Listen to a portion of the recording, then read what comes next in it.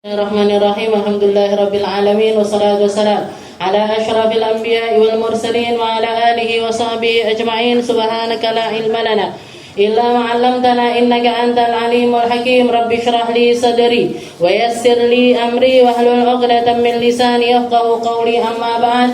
Alhamdulillah ala nikmatil Islam, alhamdulillah ala nikmatil iman, wa kafa biha min ni'mah. Alhamdulillah, segala puji bagi Allah Subhanahu wa taala yang mengumpulkan kita, mendudukkan kita, menyempatkan kita untuk duduk di tempat-tempat yang semacam ini untuk mencari ridhonya Allah taala, untuk mencari kecintaan kepada Nabi Muhammad sallallahu alaihi wasallam. Siapa yang tidak kenal maka tidak akan mungkin sayang. Kalau sudah nggak bisa sayang maka nggak mungkin bisa mencinta. Oleh karena itu kita gali terus pengetahuan kita tentang Nabi Muhammad. Kita telusuri, kita dekati, kita fahami, kita bayang-bayangkan, kita terus angan-angankan segala sesuatu yang berkaitan dengan Rasulullah sallallahu alaihi wasallam dengan harapan sebagaimana telinga kita mendekat kepada Nabi, semoga Allah taala mendekatkan ruh kita juga kepada Nabi. Sebagaimana mata kita, telinga kita, ya panca indera kita fokuskan di dalam perkara-perkara tentang Nabi Muhammad. Semoga Allah Ta'ala memudahkan kita untuk menghadirkan beliau di dalam pikiran kita, di dalam hati kita, sehingga ikatan antara kita dengan Nabi Muhammad itu semakin nyata dan semakin nyata, semakin kuat dan semakin kuat, semakin besar dan semakin besar, dengan harapan kita diselamatkan Allah Ta'ala di dunia dan akhirat, disyafaati sama Rasulullah sallallahu alaihi wasallam di dunia sebelum akhirat. Karena orang yang dekat sama Nabi Muhammad dia sudah dapat syafaat. Hidup bersama Nabi itu surga sebelum surga di akhirat. Hidup sama Nabi Muhammad itu keindahan sebelum keindahan di akhirat. Bareng-bareng sama Nabi Muhammad itu adalah sebuah kelezatan sebelum kelezatan rauhaniyah yang akan berujung kepada kelezatan jasadiyah nanti bersama-sama dengan Nabi di akhirat nanti. Makanya terus para sahabat, para orang-orang yang dekat sama Nabi Muhammad itu mereka berusaha begitu keras untuk nyampaikan apa yang bisa disampaikan tentang Nabi kepada umat setelahnya. Mereka bikin maulid, mereka bikin. Jadi perihal tentang sirahnya Nabi itu dibikin banyak versi, dibikin banyak macam. Dan kalau kita lihat sholawat kepada Nabi Muhammad itu sesuatu yang selalu berkembang dengan perkembangannya zaman. Saya itu kalau sudah masuk bulan maulid, apalagi kalau mau bikin pentas seni gitu, saya itu dalam hati selalu berterima kasih sama Mahir Zain. Mahir Zain.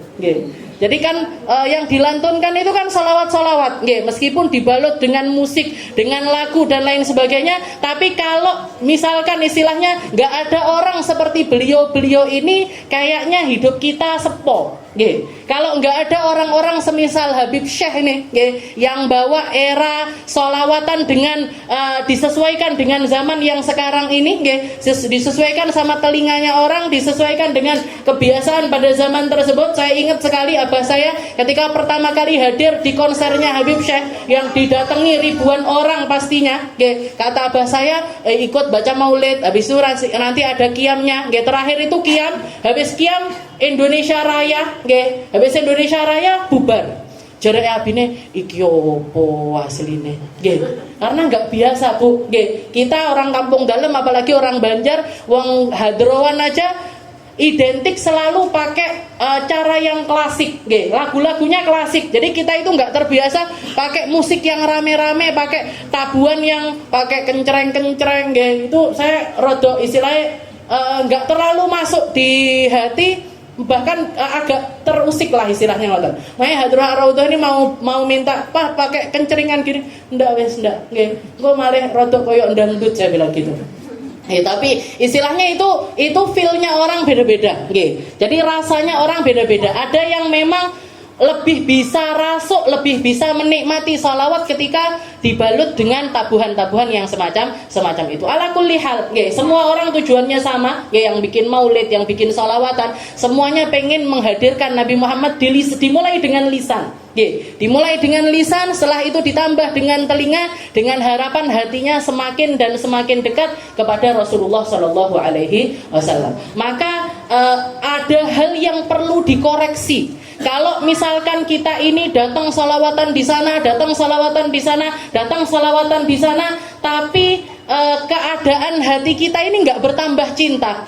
Nabi Muhammad nyontohkan seperti ini, kita panggah enggan untuk ngikuti. Nabi Muhammad kita tahu sunnahnya seperti ini, seperti ini, akhlaknya beliau begini, tapi kita untuk mendekatkan dengan Nabi Muhammad ini, padahal saya ikut loh salawat di sana, ikut loh salawatan di sana, ikut salawatan di sana, tapi kok sholatnya sih panggah keteteran, ngajinya masih keteteran. Kalau diajak ke kajian taklim, ke kajian ilmu, angel. Tapi kalau mau istilahnya salawatan seperti itu, semangatnya luar biasa. Nah, ini ada sesuatu yang perlu untuk dikoreksi. Ada hal-hal yang berarti kita stuck. Maksudnya itu nggak nambah, nggak naik dari perkara rauhaniyah kita. Jadi yang benar gimana Ustaz? Salawatan silahkan, mau ikut salawatan di sana, tapi jangan sampai hati kita ini justru malah semakin jauh dari cahayanya Nabi besar Muhammad Sallallahu Alaihi Wasallam. Jadi harus beriringan, antara ilmu dengan amal beriringan, antara kecintaan dengan pembuktian juga harus beriringan.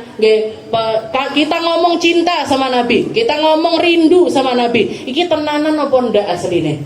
Beneran apa enggak sebenarnya hati kita merasakan hal yang seperti itu atau tidak? Jadi seperti itu keadaannya. Maka kita masih berada di dalam kitab Wasailul Wusul ila Syamailir Rasul sallallahu alaihi wasallam, ta'lifu Syekh al-Alim al-Allamah al-Muhaddits Yusuf bin Ismail an-Nabhani ila an qala al-muallif rahimahullahu ta'ala wa nafa'ana bi ulumi fid dharaini. Amin. Al-faslul awal fi jamali surati sallallahu alaihi wasallam wa masyakiluha. Di sini kemarin kita sudah menyelesaikan bab tentang nasabnya Nabi. Tentang rentetan penjagaannya Allah taala di dalam kakek nenek, moyang-moyangnya Nabi Muhammad ini layal taqiya ala sifahin qad, tidak terkena sama sekali dengan pergaulan yang nggak benar, nggak kena sama sekali dengan sesuatu yang semacam itu, pergaulan bebas dan lain sebagainya, dijaga betul sama Allah Taala sampai lahirnya Rasulullah Shallallahu Alaihi Wasallam. Dan salah satu pembuktian bahwasanya mukjizatnya Nabi Muhammad adalah bahwasanya anak cucunya ini juga akan dilanggengkan sampai hari kiamat nanti. Sampai hari kiamat akan terus ada anak cucunya Rasulullah Shallallahu Alaihi Wasallam. Dan mungkin nanggapi sesuatu yang beredar banyak atau istilahnya lagi rame di media sosial dan lain sebagainya, saya bisa katakan sesungguhnya tes DNA itu nggak bisa membuktikan apapun. Perkara tentang nasab itu adalah sesuatu yang kaitannya dengan pernikahan, bukan tentang darah ataupun juga asal usul. Orang kalau sudah nikah punya anaknya ini nasabnya ke bapaknya. Tapi kalau misalkan ada orang nikah kok sudah hamil duluan, meskipun bapaknya adalah bapak biologisnya, nggak bisa dinasabkan kepada ayahnya. Panggah duduk bapak.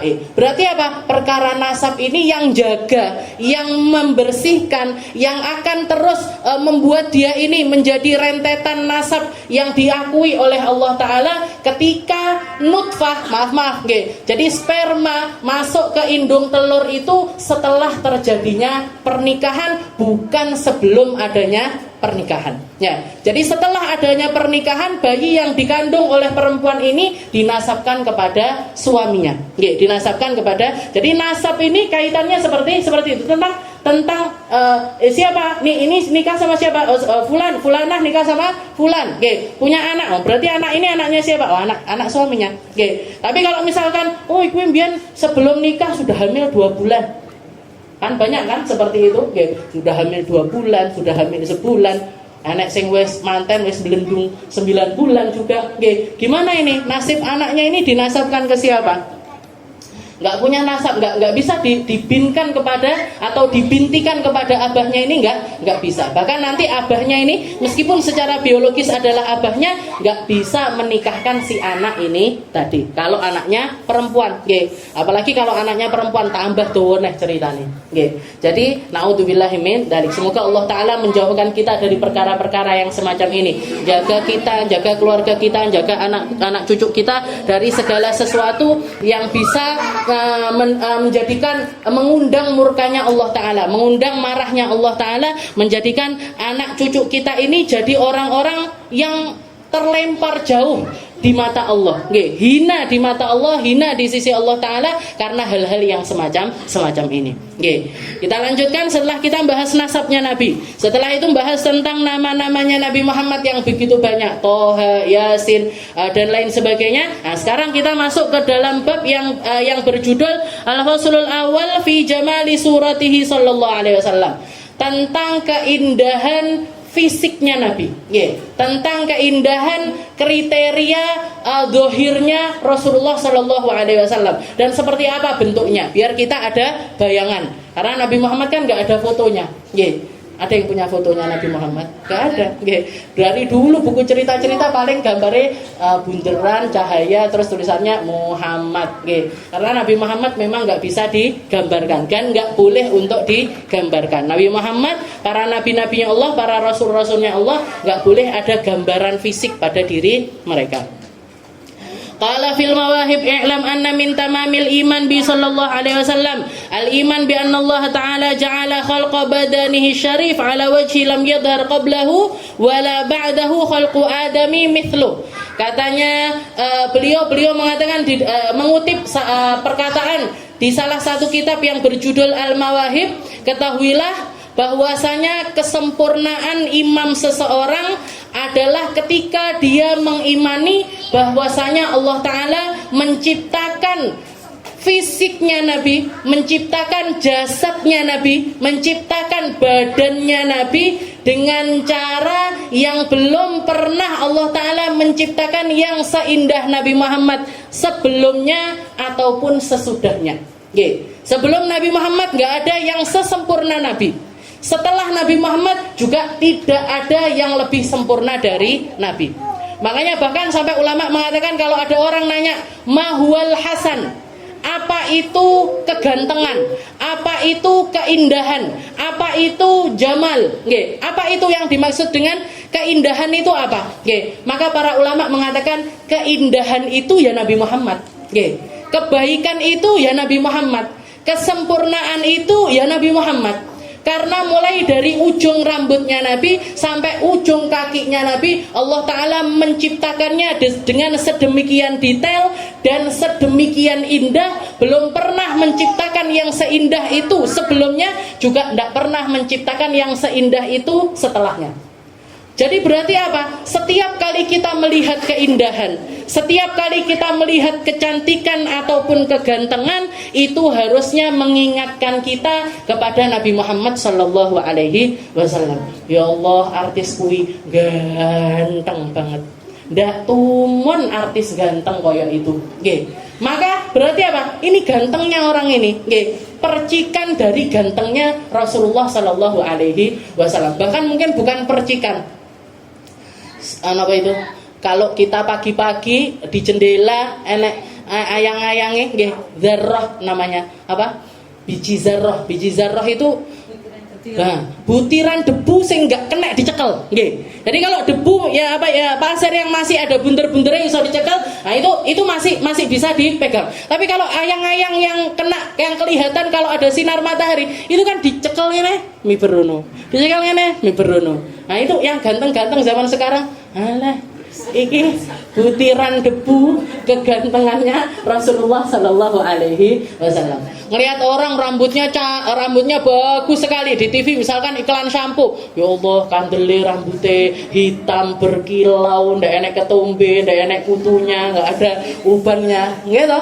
Kalau orang iklan nggak mungkin golek sing udah keluar ubannya nggak mungkin.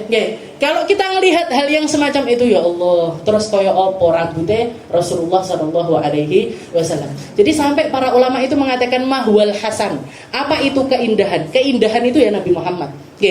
Keindahan itu baru dikenali setelah datangnya Rasulullah Shallallahu Alaihi Wasallam. Kenapa? Karena begitu Nabi Muhammad datang, yang ganteng-ganteng sebelumnya minggir, yang cakep-cakep setelahnya minggir kabeh setelah datangnya Rasulullah Shallallahu Alaihi Wasallam. Jadi minta mamil iman, dari kesempurnaan imannya kita ketika kita mengucapkan Muhammadur Rasulullah, Muhammad itu utusannya Allah. Salah satu hal yang perlu diyakini di situ apa? Bahwasanya Allah Ta'ala ketika menciptakan Nabi Muhammad, Allah Ta'ala menyempurnakannya sedemikian rupa, bahkan sampai ke tingkat sebelumnya nggak ada yang seganteng Nabi, setelahnya juga nggak ada yang sesempurna Rasulullah Shallallahu Alaihi Wasallam. Fi khalqihi wa khuluqihi, di dalam fisiknya ataupun juga akhlaknya. Jadi semua akhlak baik sumbernya dari Nabi, cipratan akhlak indahnya Nabi, semua keindahan fisik juga adalah percikan dari keindahannya Rasulullah Shallallahu Alaihi Wasallam. La qablahu wa la ba'dahu khalqun adami mithlah. Gak ada manusia yang seperti Nabi sebelumnya ataupun juga setelahnya. Walillahi darul Al-Busiri haitsu qal. Setelah itu beliau ngutip kalimatnya Imam Al-Busiri, pengarangnya Burdah, ataupun juga ini ada di dalam Burdah. Beliau mengatakan fa huwallazi tamma ma'nahu wa suratuhu thumma astafahu habiban bari'un nasami munazzahun an syarikin fihi fi mahasinihi fajauharul husni fihi ghairu munqasimi. Katanya beliau Nabi Muhammad yang disempurnakan oleh Allah Ta'ala di dalam maknahu wa suratuhu, dohirnya batinnya disempurnakan, rohnya jasadnya disempurnakan, hakikatnya ataupun juga zatnya beliau disempurnakan sama Allah Subhanahu wa Ta'ala. Jadi yang luar sama yang dalam ini semuanya sempurna. Fahuwallazi tamma, beliau yang sempurna, maknahu wa suratuhu, dohirnya sempurna, batinnya juga sempurna. Tsummastafahu habiban bari'un nasami, dan kesempurnaan ini ada bukan setelah Nabi Muhammad menjadi seorang nabi, tapi mulai dari beliau dilahirkan sudah sempurna. Bahkan sebelum dilahirkan sudah sempurna. Ketika beliau masih menjadi nutfah ataupun juga masih menjadi cahaya, Allah Ta'ala menitipkan cahayanya Nabi Muhammad di dalam tulang sulbinya Nabi Allah Adam, yang berkat dari cahayanya Nabi, Allah Ta'ala nerima taubatnya Nabi Adam. Allah Ta'ala nitipkan cahayanya Nabi Muhammad ketika Nabi Allah Nuh ada di atas perahu, yang karena sebab cahaya tersebut Allah Ta'ala mengijabahi doanya Nabi Nuh, akhirnya kapal itu bisa merapat. Allah Ta'ala nitipkan cahayanya Nabi Muhammad ke tulang sulbinya Nabi Allah Ibrahim ketika beliau dibakar lebih dari 40 hari 40 malam, yang karena cahaya tersebut, karena adanya cahaya tersebut, Allah Ta'ala mengatakan kepada api, ya nar kuni bardaw wa salaman ala Ibrahim, wahai api, jadilah kamu dingin, jadilah kamu itu selamat untuk menyelamatkan Nabi Allah Ibrahim. Karena yang ingin diselamatkan Allah Ta'ala bukan cuma sekedar Nabi Allah Ibrahim, tapi cahaya yang telah Allah Ta'ala titipkan di dalam tulang sulbinya. Nabi dititipkan ke tulang sulbinya Nabi Allah Ismail, dimasukkan ke dalam tulang sulbinya Nabi Allah Ismail, sehingga beliau bisa mengatakan kepada abahnya ketika abahnya mimpi berkali-kali untuk nyembelih, if'al ma tu'mar, laksanakan apa yang diperintahkan kepadamu wahai ayahku, saya siap untuk disembelih. Yang diselamatkan dari sembelihan itu bukan cuma Nabi Allah Ismail, tapi cahaya yang sudah Allah Ta'ala titipkan di tempat tersebut, di dalam tulang sulbi tersebut. Jadi dari mulai sebelumnya Allah Ta'ala sempurnakan sampai masuk ke dalam tulang sulbinya Sayyid Abdullah, setelah itu masuk ke dalam perutnya Sayyidah Aminah, sampai dilahirkan, sampai beliau diangkat menjadi Nabi. Jadi kesempurnaannya itu bukan setelah beliau diangkat jadi Nabi, tapi mulai dari sebelumnya itu sudah sempurna. bahwa alladzi tamma ma'nahu wa suratuhu tsumma istafahu habiban bari'un nasami. Setelah itu Allah Ta'ala yang memang memilih beliau dari sekian banyak manusia untuk menjadi Habibullah, untuk menjadi Habibur Rahman, untuk menjadi kekasihnya Allah Subhanahu wa Ta'ala. Setelah itu beliau mengatakan munazzahun an syarikin fi mahasinihi. Nabi Muhammad yang munazzah itu bersih, suci dari syarik, dari yang setara dengannya, dalam keindahannya, fisiknya ataupun juga akhlaknya, tidak ada yang menyamai Nabi di dalam keindahannya. Fajauharul husni fihi ghairu munqasimi. Kayak itu Allah Ta'ala ngeten. Ketika menciptakan Nabi Muhammad itu, Allah Ta'ala pengen menciptakan mata terindah, diberikan kepada Nabi tak full 100% indahnya, sing liyane dikai 1%, seperempat persen, 0,0000000%. Allah Ta'ala pengen menciptakan mulut terindah, dikasih 100% untuk Nabi Muhammad.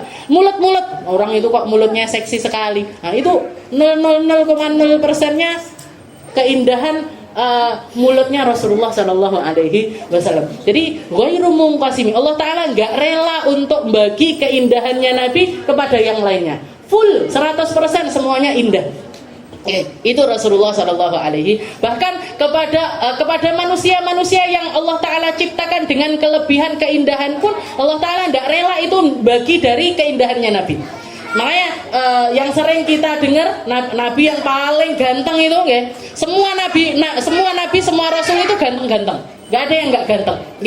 Paling ganteng, paling indah fisiknya, paling indah suaranya untuk zaman tersebut. Tapi dari sekian banyak nabi-nabi Allah Ta'ala yang semuanya juga ganteng-ganteng ini tadi, Allah Ta'ala ngasih kelebihan kepada seorang nabi namanya Nabi Allah Yusuf. Yang sampai ketika perempuan ngelihat keindahannya Nabi Yusuf, ini sampai tidak terasa, bukan apel yang dipotong, bukan apel yang dipotong, tapi tangannya sendiri dan tidak sadar. Baru ketika Nabi Yusuf balik ke ruangan, keluar dari ruangan tersebut, baru semuanya ngelihat, loh, wes kucur-kucur ke TKP. Sudah bahkan ada yang lepas, kulitnya, kukunya lepas, dia sendiri yang ngiris dan tidak terasa. Ada yang sampai kayak gitu. Gantengnya wong kuwi pas iris-iris berambang, yuk kebeler. Paling kebeler itu langsung kerasa, aduh perih gitu. Ini sampai nggak kerasa, saking gantengnya Nabi Allah Yusuf. Itu pun Allah Ta'ala nggak ngambil dari keindahannya Nabi Muhammad. Beliau dikasih sama Allah Ta'ala setara dengan separohnya keindahannya Nabi Muhammad SAW. Tapi Nabi Muhammadnya tetap full, ghairu munqasim. Allah Ta'ala nggak rela untuk membagi keindahannya Nabi kepada makhluk yang lainnya. Jadi awake dhewe iki apa? Wis sembuh. Wa qad haqal Qurtubi rahimahullahu taala fi kitab shalah annahu qala lam yadhhar lana tamamu husni sallallahu alaihi wasallam li'annahu law dhahara lana tamamu husni lama taqat ayununa ru'yatahu sallallahu alaihi wasallam. Nabi Muhammad itu indah. Nabi Muhammad itu ganteng luar biasa. Tapi kegantengannya Nabi ini tidak menjadikan fitnah. Enggak bikin fitnah. Enggak bikin perempuan-perempuan itu tergila-gila yang sampai gandrung yang sampai aku nggak bisa hidup tanpamu, saya nggak bikin seperti itu. Jadi gantengnya Nabi itu diselimuti sama Allah Ta'ala atau diredamkan oleh Allah Ta'ala dengan haibah, dengan haibah. Jadi yang dominan ketika orang melihat Rasulullah SAW itu bukan tentang kegantengannya, tapi tentang haibahnya Nabi. Yang sampai bikin orang ini terkesima, tapi terkesimanya itu bukan wong kok enggak, bukan itu yang pertama terlihat. Tapi sebagian sahabat ada yang nyeritakan tentang momen-momen pertemuan mereka dengan Nabi Muhammad. Sebagian di antara mereka mengatakan innahu laisa biwajhin kadzab. Bahkan orang-orang non muslim pun mengatakan wajah yang seperti ini enggak mungkin wajahnya seorang pendusta. Mukanya kita kan orang ngapusi ya lo kayak wong ngapusi. Jujur aja loh, mosok tenane, nggak percaya kita sama diri kita sendiri aja nggak percaya, apa yo tenan gitu. Nah, jadi katanya Imam Qurtubi itu mengatakan di dalam kitab sholat Allah Taala itu ketika menyempurnakan Nabi Muhammad semacam itu. Tapi ditutupi dengan haibah. Kenapa? Karena kalau semuanya terpancar, keindahannya Nabi Muhammad itu kelihatan tanpa diimbangi dengan haibah semacam itu, lama taqat lana ru'yatahu. Gak akan ada seorang pun di antara kami yang mampu untuk bersanding dengan Nabi. Karena semuanya akan tergila-gila dengan Rasulullah Shallallahu Alaihi Wasallam. Jadi Allah Taala menyempurnakan, menyeimbangkannya, balancingnya istilahnya dengan haibahnya Nabi. Wa kana Rasulullah sallallahu alaihi wasallam hasanul jisim.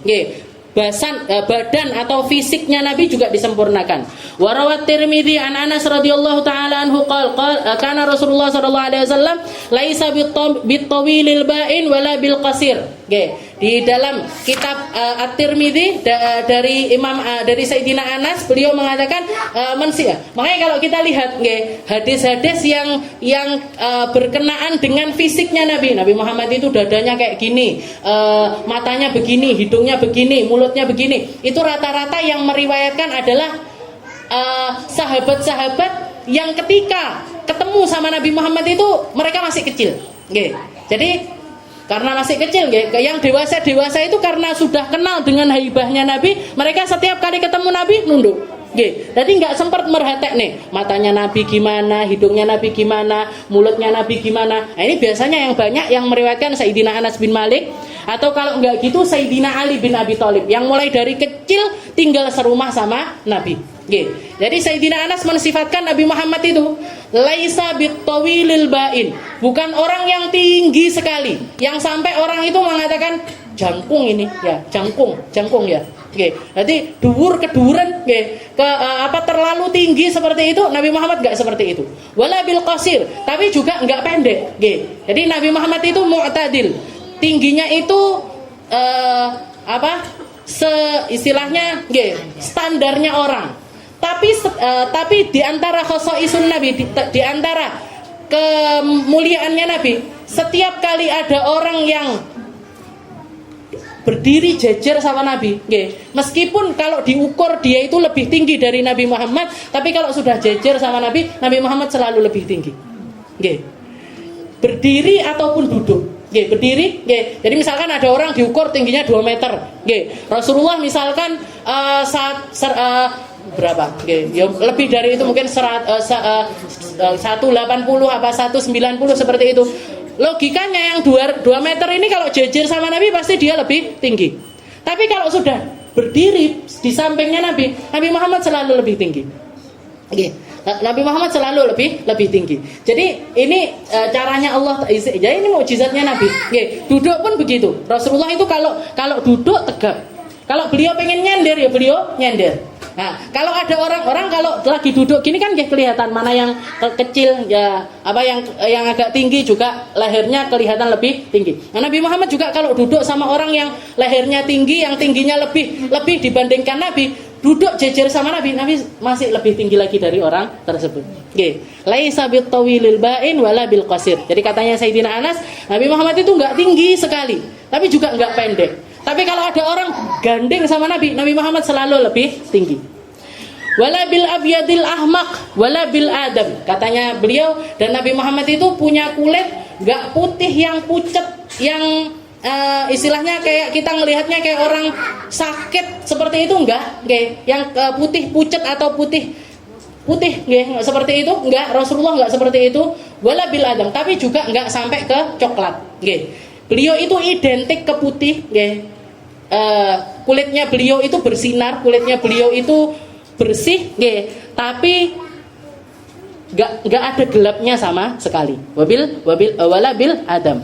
Wala bil ja'dil qatit wala bisabit. Setelah itu rambutnya Nabi ini enggak keriting, kriwul-kriwul yang parah, tapi juga enggak lurus seperti itu enggak. Jadi lurus tapi ada gelombangnya. Ngandang. Setelah itu rambutnya Nabi Muhammad itu tebal. Dan Rasulullah itu seringkali dikatakan para sahabat model atau style rambutnya Nabi itu bainal jummah wal wafrah. Bainal jummah wal wafrah itu antara ini, antara, jadi di bawahnya niki telinga ini ada tempatnya anting-anting itu nggih, ini apa? Intil-intil nggih, apa namanya ini? Nah, tempatnya suweng nggih. Jadi apa tuh ini kuping nggih. Kuping ada ininya kan, bawahnya. Nah, jadi rambutnya Nabi itu di bawahnya itu nggih, tapi nggak sampai ke bahu. Nggih, nggak sampai ke bahu. Kalau sudah nyampe tengah-tengah dipotong sama Nabi. Nyampe tengah-tengah dipotong sama Nabi. Dan itu gaya rambutnya Nabi itu seperti itu. Rasulullah bukan yang rambutnya itu 2 cm apa 3 cm nanti dicukur lagi 2 cm 3 cm dicukur lagi, enggak. Rata-rata laki-laki kan segitu nggih. Nggih, rambutnya enggak ada yang sampai. Jadi orang sekarang ngomongnya Rasulullah itu gondrong. Nggih. Rasulullah itu rambutnya itu dipanjangkan. Rasulullah enggak manjangkannya rambut itu cuman ketika beliau ihram. Ketika beliau umrah ataupun juga beliau haji. Nggih. Kalau umrah, kalau haji baru yuhlak, nggih, digundul habis, nggih, digundul habis. Nanti setelah pulang dari situ dipanjangkan Nabi, dipanjangkan lagi. Kalau sudah rambutnya itu sudah kelihatan agak panjang, nanti Rasulullah itu kemana-mana ada barang-barang yang selalu ada selalu dibawa sama Nabi kemana-mana, nggih. Di antaranya siwak.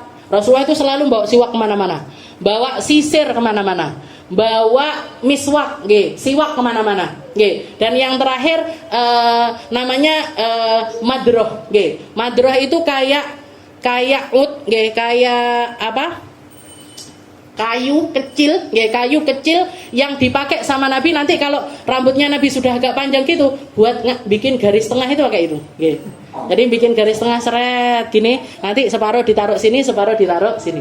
Nah, nanti baru dirapikan pakai sisir. Nah, kalau sekarang ada sisir yang belakangnya ada gininya, nggih. Itu kalau kita niatkan pakai sisir itu ngikuti Nabi Muhammad dapat pahala, nggih. Nah, sekarang kan berarti 2 in 1. Kalau Rasulullah dulu kan nggak ada 2 in 1. Sisir ya sisir tok, dawa-dawa gini ya dawa-dawa gini tok. Oke. Sekarang sama orang sana digabung. Ada yang depannya sisir, belakangnya itu kayak gini. Nah, itu kenapa? Buat apa sama Nabi?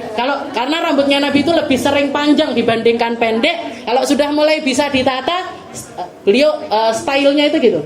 Seret, diginikan, nanti diginikan ke kanan dan juga ke kiri. Dan Rasulullah kalau melihat sahabat rambutnya nggak rapi, awuk-awukan, dipanggil sama Nabi, dijungkati, digitukan dulu. Good, gitu. Oke, habis itu dirapikan ke kanan, dirapikan ke kiri, setelah itu dirapikan sama. Jadi Rasulullah nggak belah pinggir, gitu. Belahnya tengah, nggih. Tapi lek enek sing belahe kene apa belahe kene, berarti enggak ngikuti sunnahnya Rasulullah sallallahu alaihi wasallam. Wala bil ja'dil qatid wala bisabit. Jadi bisa bayangkan nggih. Jadi rambutnya Nabi itu tebel, nggih, hitam tebel, nggih. Setelah itu enggak keriting sekali juga enggak lurus sekali, dan beliau lebih sering berambut panjang ketimbang berambut pendek. Dipendeinnya Nabi itu cukur habis sekalian. Tapi itu pun biasanya ketika Nabi Muhammad melakukan ihram. Kalau enggak ihram umrah, nggih ihram haji. Nggih, kalau enggak ihram umrah ya ihram haji baru dicukur habis sama Nabi. Nggih. Kalau selain itu beliau lebih sering untuk memanjangkan rambutnya. Wala bil ja'dil qatid wala bisabit. Nah, wakana Rasulullah sallallahu alaihi wasallam sya'nal kafain wal qadamain, dan para sahabat mengatakan nggih, Nabi Muhammad itu niki telapak tangannya sama telapak kakinya itu tebel, nggih. Jadi telapak tangannya itu tebel, nggih. Enggak berarti itu menunjukkan kalau beliau itu enggak kurus sekali, nggih, enggak kurus sekali, tapi juga enggak gemuk sekali. Jadi tapi telapak tangan sama telapak kakinya itu kalau orang megang gini, nggih, orang megang gini kerasa kalau itu tebel, nggih. Terasa kalau itu empuk seperti itu, nggih. Seperti yang dikatakan ada salah seorang sahabat salim sama Nabi atau megang telapak tangannya Nabi. Habis itu dia pulang ke rumah, nggih, megang sutra. Balik lagi ke tempatnya Nabi, salim lagi. Habis itu balik ke rumahnya, megang sutra lagi. Balik lagi ke tangannya Nabi, salim lagi, megang sutra lagi. Setelah itu dia mengatakan, "Ya Rasul, wallahi, demi Allah, tanganmu jauh lebih lembut ketimbang sutra sekalipun." Nggih. Jadi kalau dibandingkan antara telapak tangannya Nabi sama kain sutra, Bu, tahu nggih? Sutra yang asli yang kalau diginikan melembung-melembung itu, nggih. Itu tangannya Nabi itu tebal, tapi kalau dipegang itu lembut luar biasa. Nggih. Bedakan dengan tangan kita. Nggih. sing bendino isah-isah dan juga nyapu. Nggih. Rasulullah nggih nyapu asline. Nggih, Rasulullah ya nyapu, Rasulullah nggih ngepel, Rasulullah juga jahit bajunya, Rasulullah juga melakukan hal-hal yang biasa dilakukan orang di rumahnya, tapi dari kesempurnaannya beliau Allah Ta'ala jaga kulitnya Nabi Muhammad itu dengan kelembutan yang luar biasa. Sya'nul kafain wal qadamain. Jadi telapak tangan sama telapak kakinya seperti itu. Dohmar ra'as, beliau punya kepala yang besar, kepala yang besar yang sesuai dengan badannya. Kadang kita ngelihat ada orang ndase cilik, badannya gede. Enek sing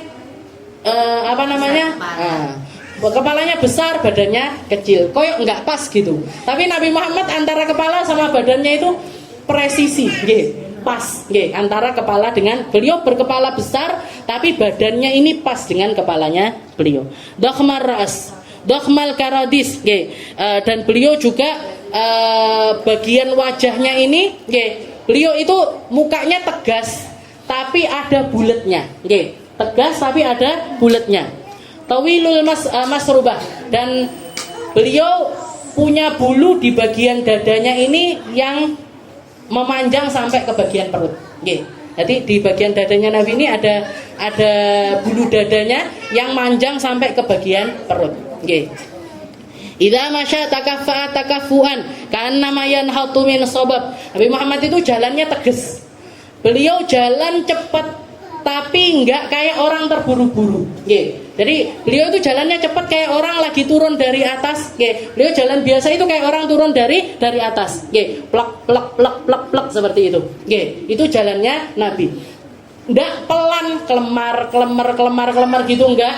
Ataupun juga terlalu tergesa-gesa juga enggak. Jadi jalannya itu berlahan tapi tegas. Itu jalannya Rasulullah. Wa masya takafuan faka'anna yanhatu min sabab. Setelah itu kata Rasulullah SAW ja'da rajilan.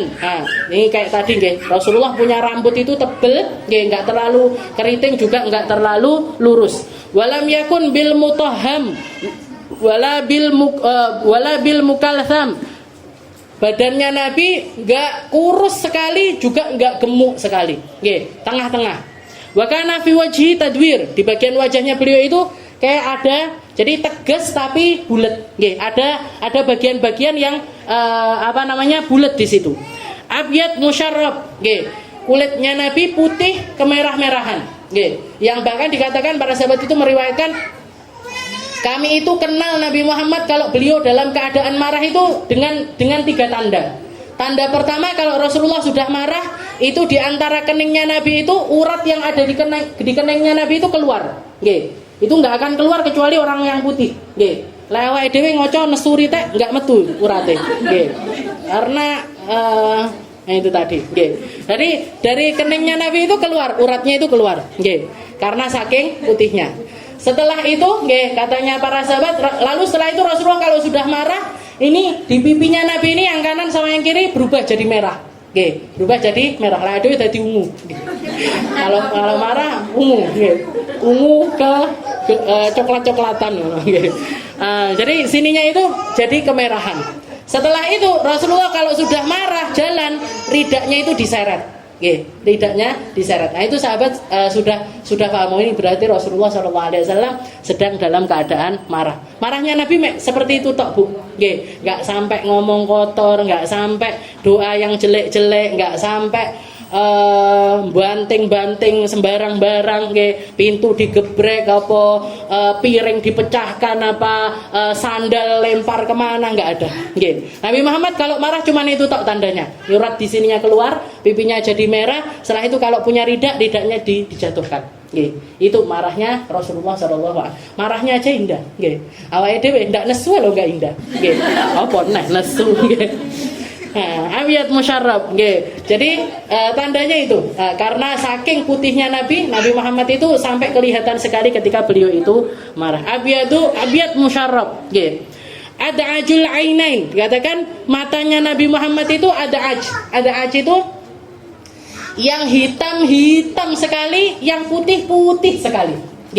Yang hitamnya ini hitam sekali, yang putihnya putih sekali. Nah, itu sifat matanya Nabi Muhammad yang juga menjadi sifat matanya para bidadari yang ada di dalam surga. Nah, jadi bidadari surga itu salah satu sifatnya mereka, mata mereka dikasih mata, dibikin sama Allah Ta'ala matanya ini yang hitamnya hitam sekali, yang putihnya putih sekali. Lawa edw ireng malah dikai biru, coklat, oranye. Nah, padahal mata yang terindah itu yang seperti itu, yang hitamnya hitam sekali, putihnya putih sekali. Ada ajul ainain. Setelah itu matanya Nabi Muhammad ini tajam besar, tajam besar, tapi nggak sampai bikin orang ini nganggep beliau ini kadang orang kalau punya mata tajam itu kan orang lihat tok wes medeni. Nah, Nabi Muhammad nggak ada gitunya. Nabi Muhammad matanya besar, matanya besar dan juga lebar, tapi tajam tapi nggak bikin orang itu punya perasaan yang semacam itu. Ada ajul ainain, ahdabul asfar. Setelah itu ini bulu matanya Nabi itu lentik, yang atas lentik ke atas, yang bawah lentik ke bawah. Nggak usah katek ngene kuwi. Nggak pakai maskara, itu sudah lentik ke atas, lentik ke bawah. Lentik yang atas ke atas, kok yang atas ke bawah. Maskaraan malik ngene. Jadi Nabi Muhammad itu ininya naik ke atas, ahdabul asfar. Jadi bulu matanya itu tebal dan lentik.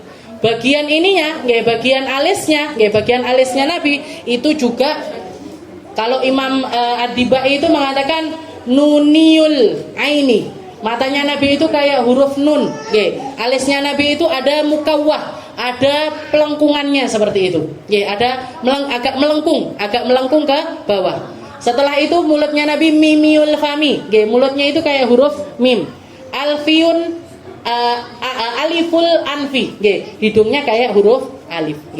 Nanti jenengan ngoco irungnya kayak huruf apa ta, apa ba, apa ya, blebek neng gone pinggir. Mulutnya kayak apa? Nabi Muhammad itu mulutnya kayak huruf mim, hidungnya kayak alif, ininya kayak huruf nun.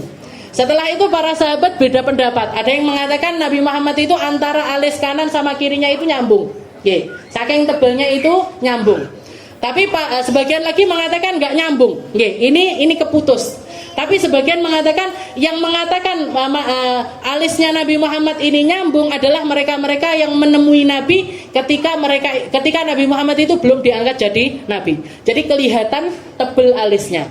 Tapi setelah beliau diangkat jadi Nabi, di antara keningnya Nabi ini ada cahaya yang selalu istilahnya. Jadi setiap kali orang lihat bagian sininya Nabi itu selalu bersinar. Gak usah pakai niku yang silver biasanya ibu-ibu sini. Shimmer itu Rasulullah udah shimmer duluan. Jadi belum ada ketemu shimmer Rasulullah sudah shimmer di sininya. Jadi yang mengatakan kalau antara alisnya Nabi itu berpisah adalah mereka-mereka yang ketemunya sama Nabi Muhammad setelah beliau itu diangkat menjadi Nabi. Ahdabul asfar, jalilul masyash wal katib. Beliau punya dada ini bidang sekali. Jadi antara pundak kanan dengan pundak kirinya ini jauh. Jadi beliau tegap, punya dada, punya pundak yang tegap. Setelah itu antara dada sini sama di sini itu bidang. Jauh. Ajrat, da masrubah. Di bagian sininya ada bulu-bulu tipis. Bagian sininya Nabi yang tebal cuman bagian sini lurus sampai ke perut.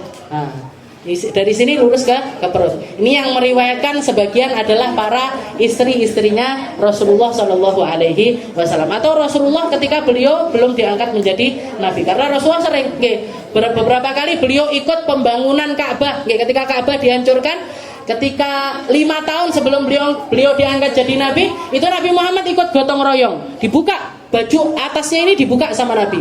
Ketika ngelihat orang-orang ini ngangkat sarungnya sampai ke atas lutut, ada suara yang negur Nabi Muhammad untuk nurunkan sarungnya.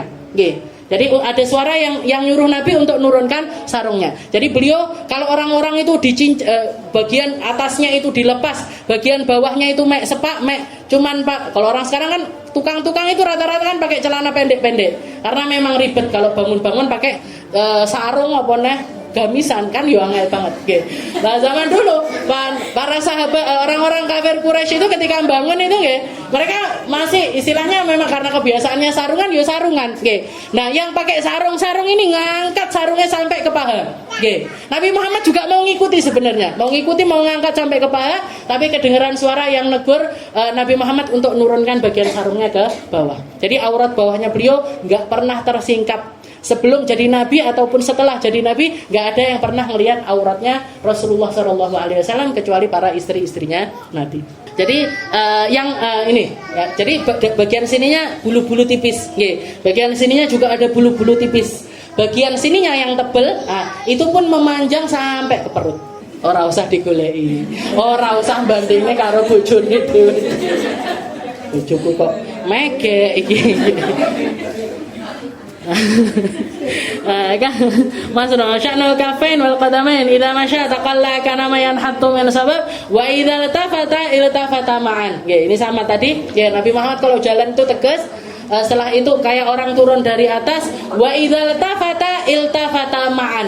Nabi Muhammad itu kalau dipanggil orang enggak pernah nengok cuman separuh gini tok, enggak pernah. Ya apa? Anak apa? Enggak pernah.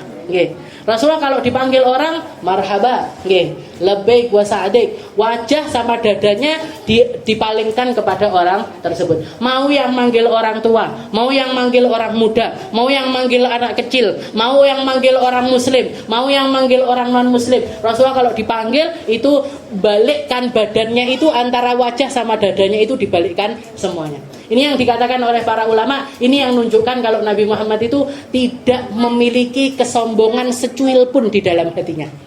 Walaupun beliau seorang nabi, walaupun beliau seorang rasul, walaupun beliau pernah menjadi orang paling kaya di negeri Mekah, beliau jadi orang paling ganteng di alam semesta, tapi nggak ada secuil pun rasa sombong di dalam hatinya Nabi Muhammad sallallahu alaihi wasallam. Idza tafata ma'an baina katifaihi khatamun nubuwah. Di antara dua pundaknya Nabi ini ada tanda yang menjadi tanda tentang kenabian beliau, tentang kerasulan beliau.